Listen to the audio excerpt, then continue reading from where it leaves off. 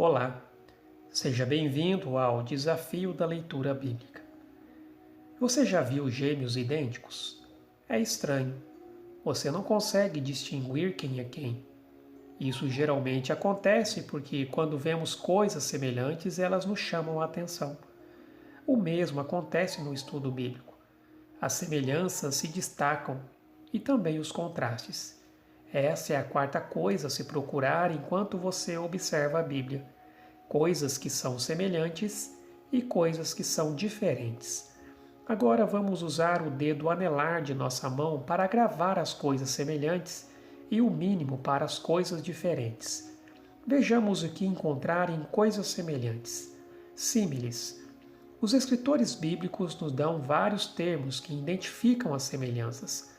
Palavras como tão e como indicam uma figura de linguagem chamada símile, que é uma imagem de palavra que evoca uma comparação entre duas coisas. Por exemplo, no Salmo 42, o salmista compara seu desejo por Deus a uma corça sedenta pela água. Veja também em 1 Pedro capítulo 2, verso 2, em que o apóstolo evoca uma comparação tocante entre o apetite de um bebê pelo leite materno e o apetite do crente pela palavra de Deus. Observe também Isaías 44, versos 6 e 7, em que o profeta faz uma comparação que não pode ser feita, o que neste caso seria, na verdade, um contraste. Metáforas. Neste caso, a comparação é feita sem o uso de palavras como tão e como. Por exemplo, João capítulo 15, verso 1. Jesus fala figuradamente, não literalmente, sobre o relacionamento com Deus, usando a imagem do agricultor e a videira, bem como seus frutos.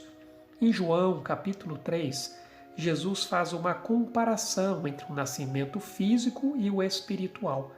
No contexto, percebemos que Nicodemos não entendeu a metáfora usada por Jesus. Por isso ele respondeu que quem não nascer do alto jamais poderá entrar no reino de Deus. Assim, ele usou uma símile, falando a respeito da serpente levantada por Moisés no deserto para falar sobre sua morte. Jesus estava criando uma comparação entre aquele incidente e sua crucificação que haveria de acontecer. Falarei mais sobre metáforas em posts posteriores.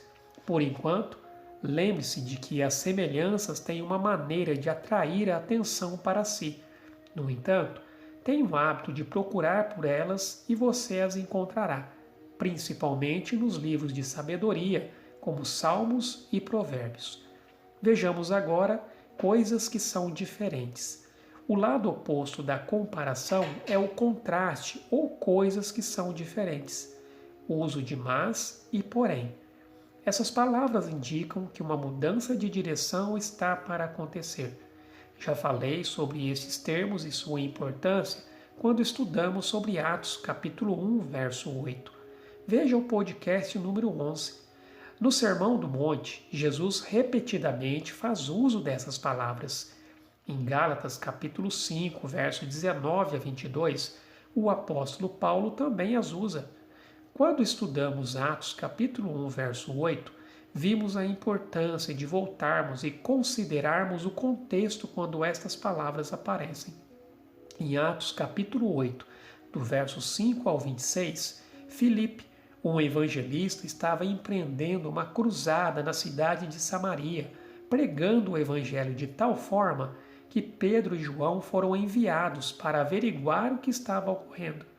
Depois disso, no verso 26, aparece a palavra mas. Veja que aqui há uma mudança de direção. Há um contraste entre Pedro e João mudando de rumo de uma cidade para outra, e Filipe, que de repente se encontra comissionado a um ministério no deserto.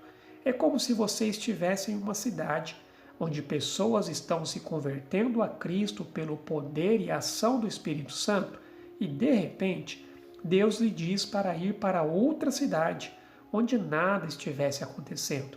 É provável que você questionasse o fato de sair de toda aquela agitação e mover de Deus e ser levado para um lugar em que nada está acontecendo.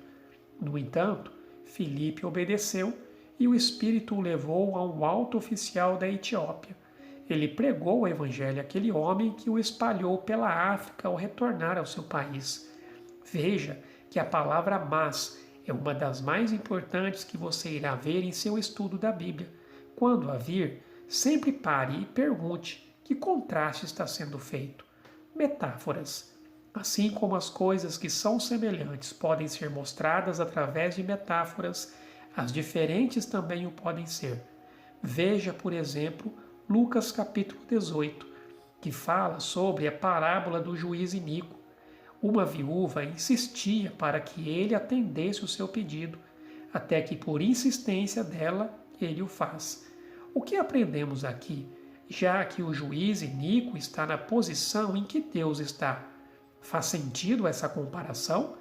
Bem, a chave é notar que Jesus está estabelecendo um contraste efetivo, dizendo que, se o juiz, sendo iníquo, atendeu aquela viúva, quanto mais Deus não atenderá à necessidade de seus filhos que perseveram diante dele.